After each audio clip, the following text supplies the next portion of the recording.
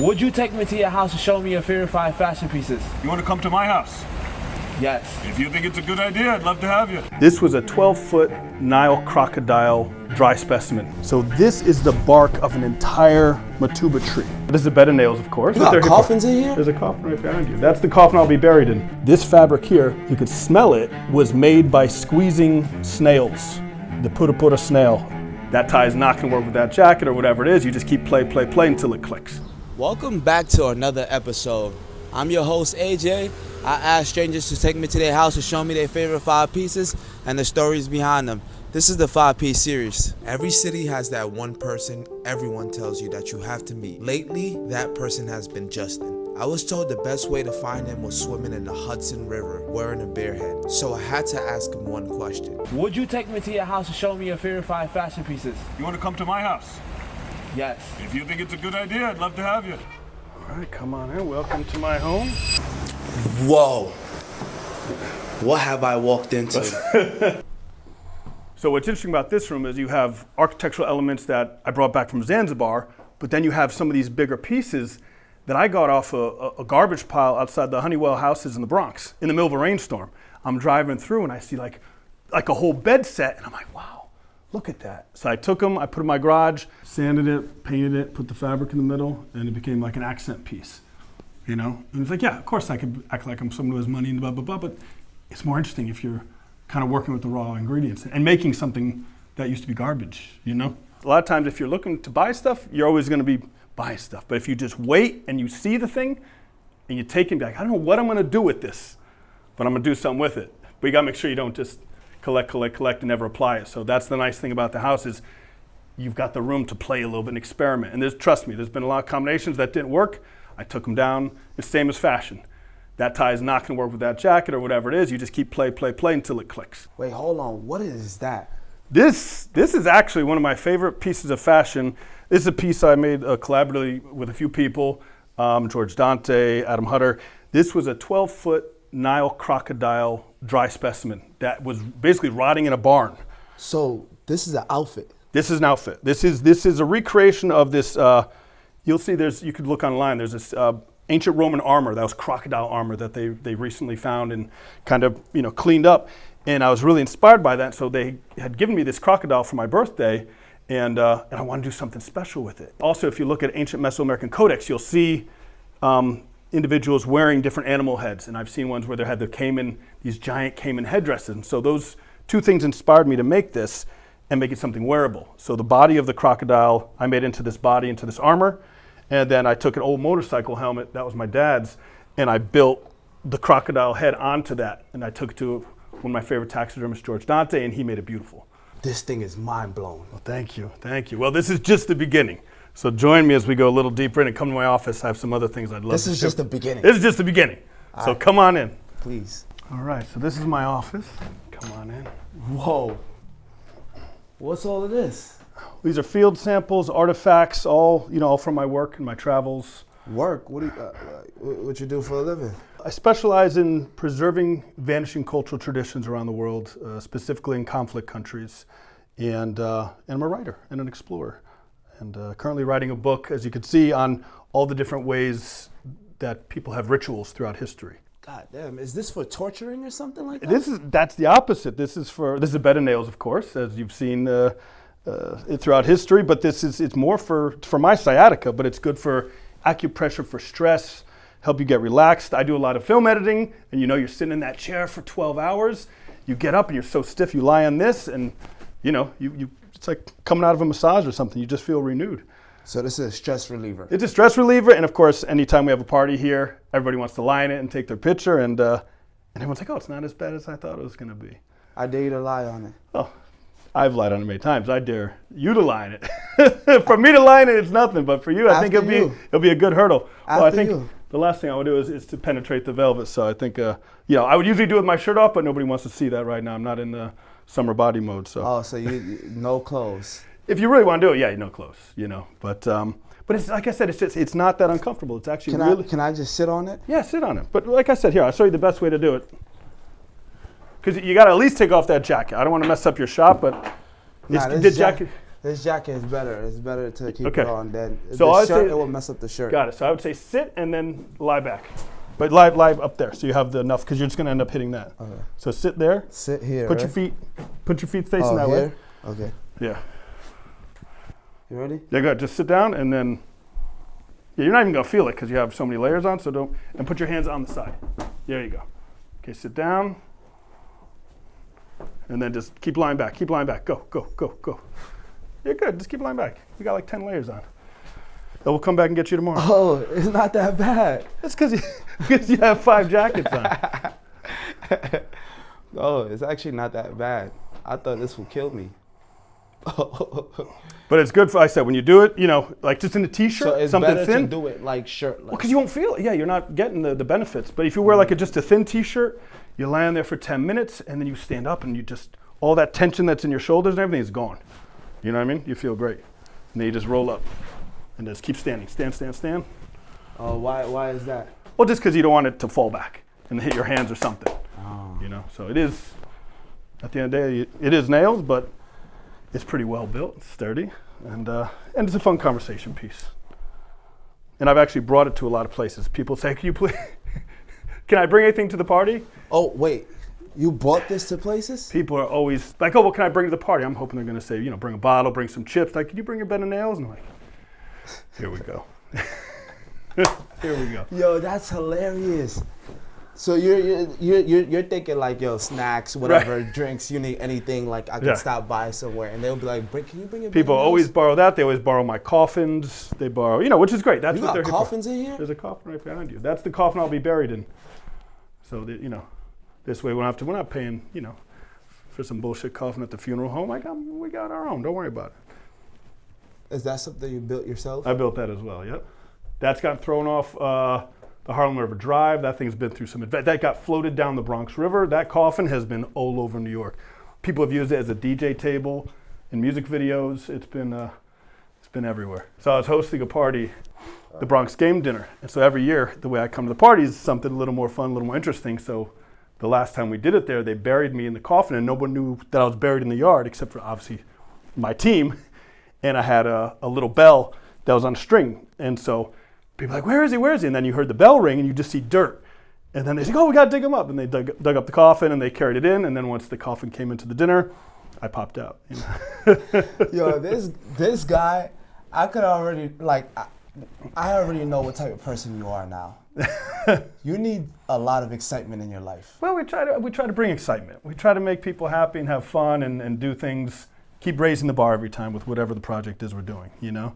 Okay. It's easy just to kind of keep regurgitating the same thing, so we gotta, you know, each time make it a little more fresh, a little more interesting.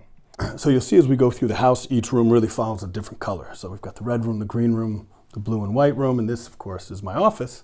And my favorite color is purple, so you see a lot of purple in here. You know, I've really been wearing purple since I was about 12 years old. You know, there was 8th grade semi-formal, and I got a purple suit.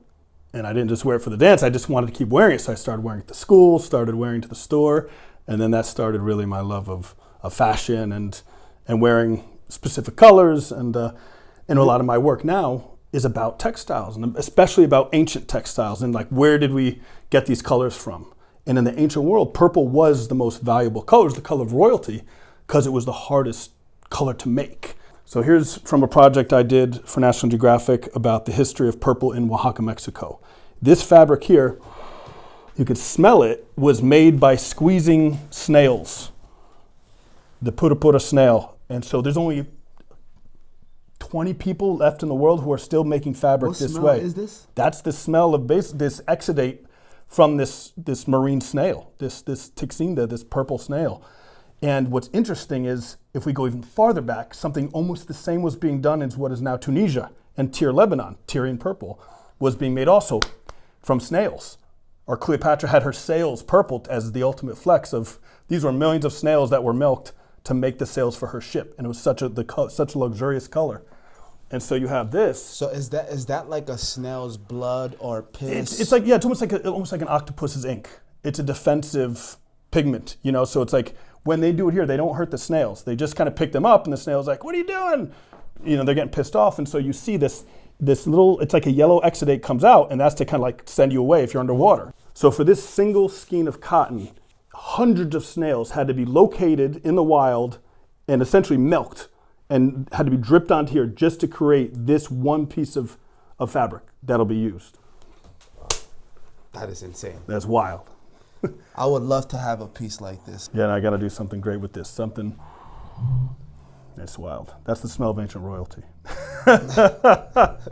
Yeah, well, let's go to where the research begins. All right. So right this way is the research library. So for all of our expeditions, all of our projects, this is where we have a lot of our volumes for the research. All right, so come on in.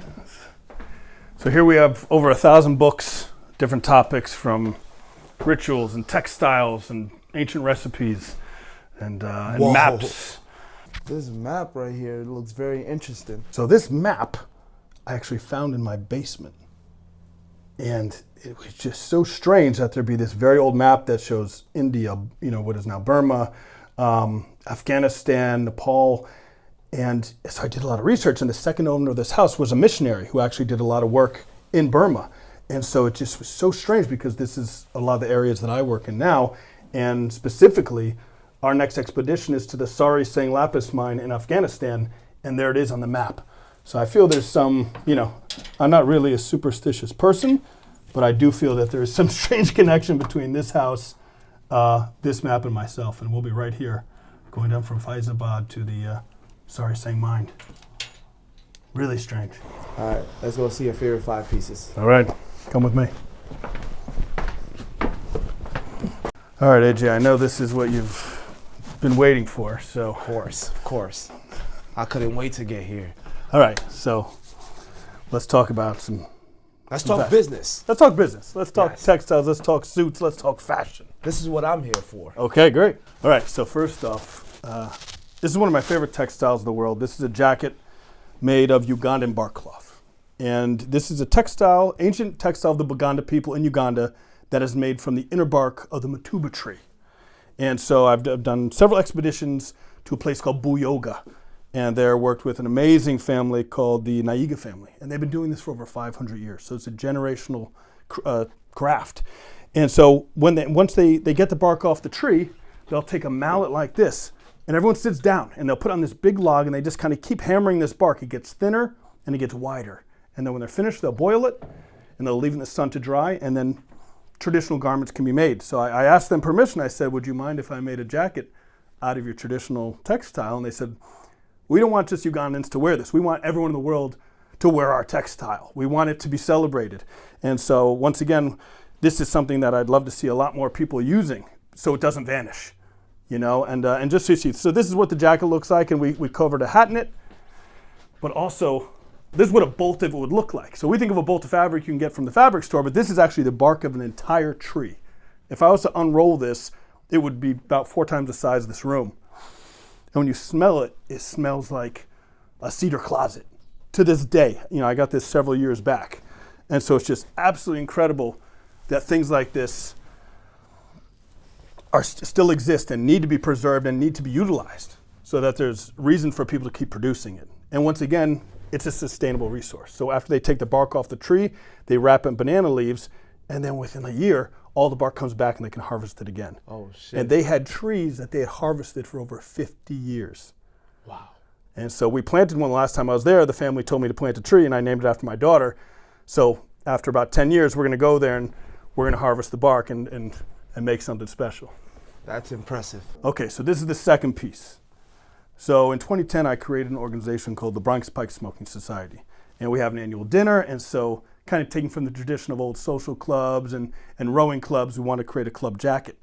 So I had a bunch of friends who are from Mali and live in Bamako, and so they started working with the Dogon people who make great textiles. And I said, I want a traditional textile, but I want it to be these cabana stripes of the club colors, which are white, purple, and black. And these were all used using traditional dyes. And if you can look at these weren't even done on a backstrap loom. These are almost done like if you were to make a placemat. Like you could see all of these pieces of fabric did not come in a bolt. They came in little squares, and that's just how they made them. And so we made these jackets. So about 12 other people have this exact jacket, and then we designed our special 10-year patch when this was made, so yeah, this is just a really special jacket for special occasions. Works with these purple pants, and there's a lot of different details that go with it,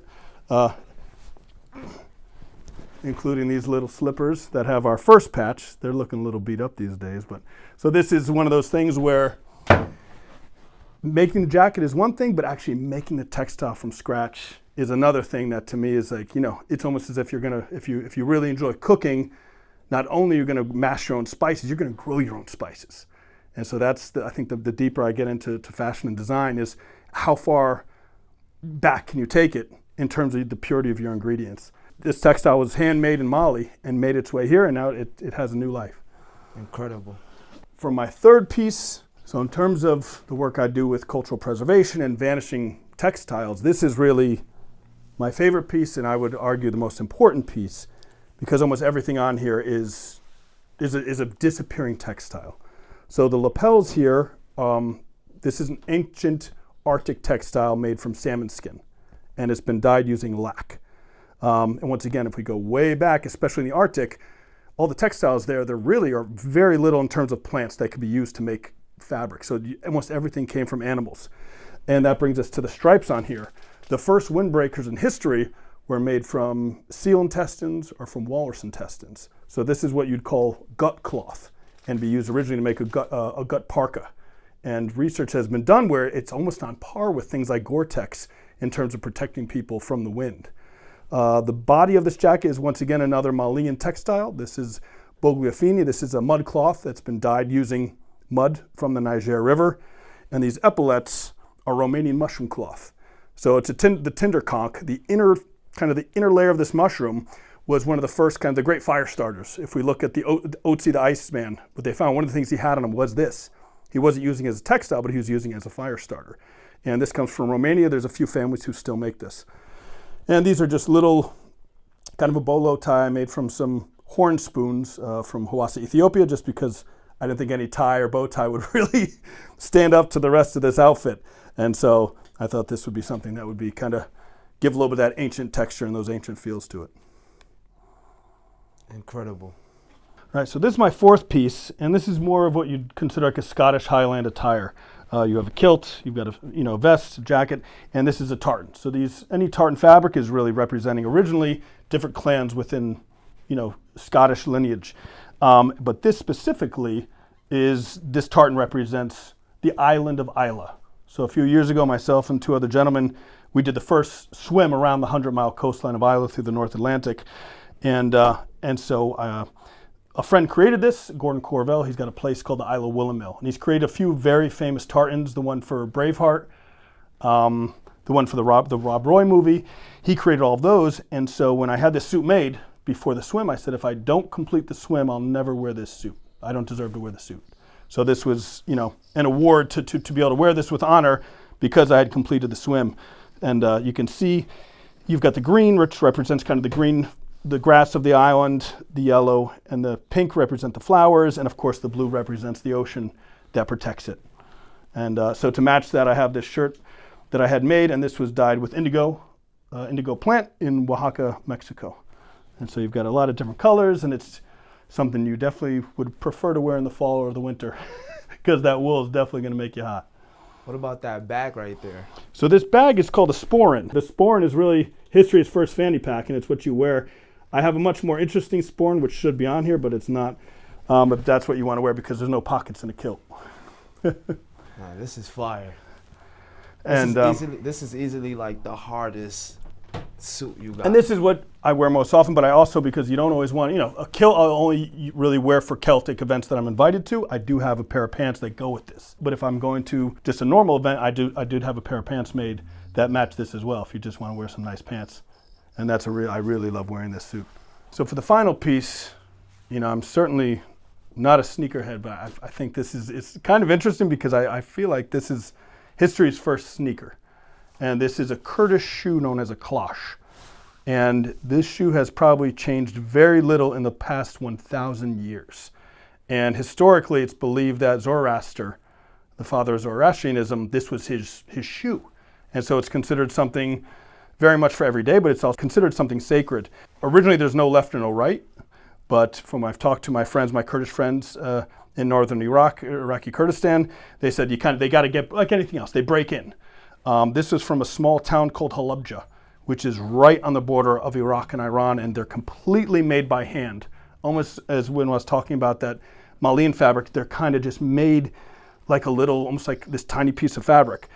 And one of the more interesting things about this shoe is two things. So when you buy them, this is uncut. You have to cut this off.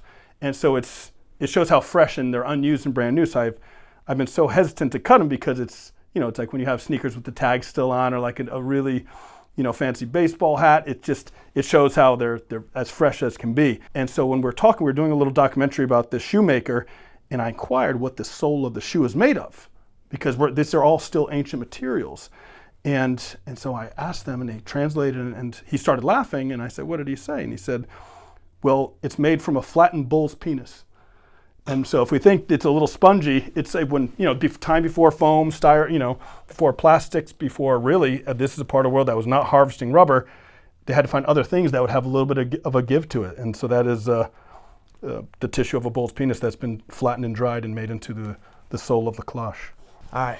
Thank you for showing us your favorite 5 pieces, man. My pleasure. Pleasure and honor, and look forward to you coming back again. Of course. And one of these days we got to take you into the field. I'm ready to go on the field. Yeah. Where are we going to? I think we're going back. Let's go to Afghanistan. Afghanistan? And see some textiles. Count me in. All right, now we rank Justin's closet. We rank his whole house, actually. We're going to start having a ranking system throughout all of our videos. And guess what? You guys could rank too. I'll give you guys a second to pull it up. Click the link down below and let's do this. Storytelling, I give Justin a 5. Great stories throughout all his pieces. Not just great stories, but a great history lesson for everyone to understand the deeper dive of like just clothing. Number 2, creativity. Come on. The salmon piece, a real crocodile turned into a full suit. After the episode, he told me that he wants to start using his house for movies and things like that. So yeah, if you guys want to book his home, go find him. Number 3, how impressed I am. From the moment I got in there till I left, it was a jaw-dropping moment. It was lit. I had to double take on everything. If you ever been to New York City, or if you're in New York City right now, comment down below your favorite food spots and your favorite clothing spots. I also have my favorite clothing spots, and if you guys want them, just comment down below. Now I'm gonna go review what you guys thought of this episode. So I'll see you guys next episode.